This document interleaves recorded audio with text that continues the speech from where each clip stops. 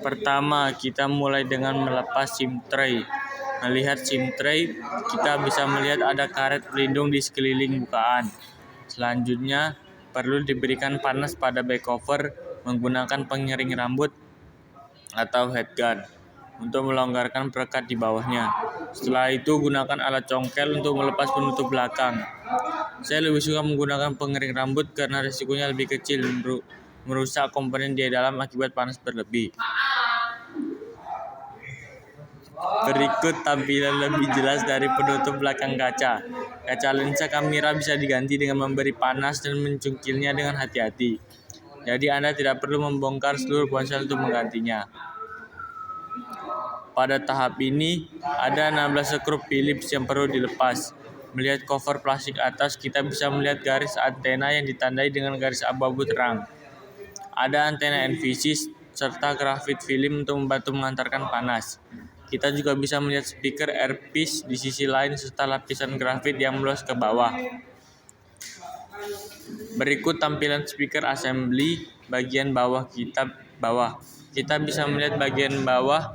Kita bisa melihat motor getar yang digabungkan ke dalam housing speaker. Pada titik ini, kabel baterai bisa dicabut, diikuti kabel lainnya. Perlu dicatat, ada kabel fleksibel yang menghubungkan mainboard ke subboard, sekaligus ke kabel layar. Kabel fleksibel ini juga menghubungkan subboard ke mainboard.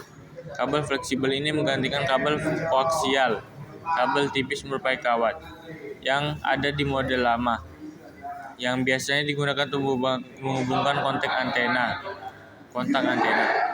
Jadi jika Anda ingin mengganti layar, langkahnya adalah lepaskan penutup belakang, skrup pada speaker assembly bawah dan housing speakernya, lalu cabut kabel fleksibel yang menghubungkan layar ke mainboard.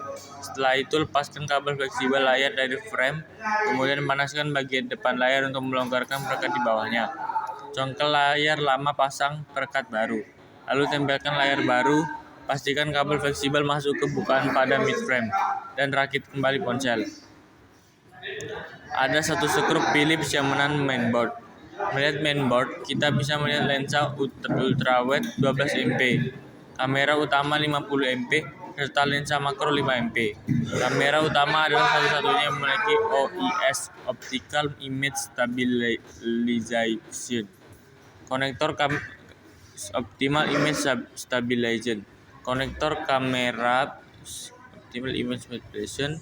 Konektor kamera bisa dicabut hanya dengan mencongkel LED flash.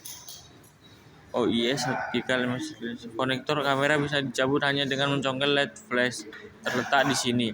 Dan ada mikrofon sekunder di pojok atas, sensor cahaya. Optimal Image Stabilization OIS.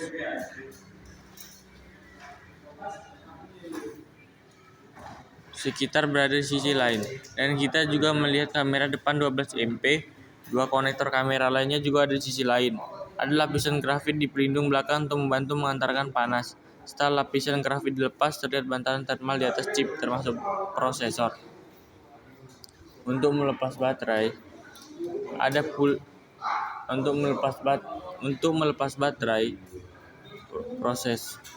termasuk prosesor. Untuk melepas baterai, ada pull tab yang bisa ditarik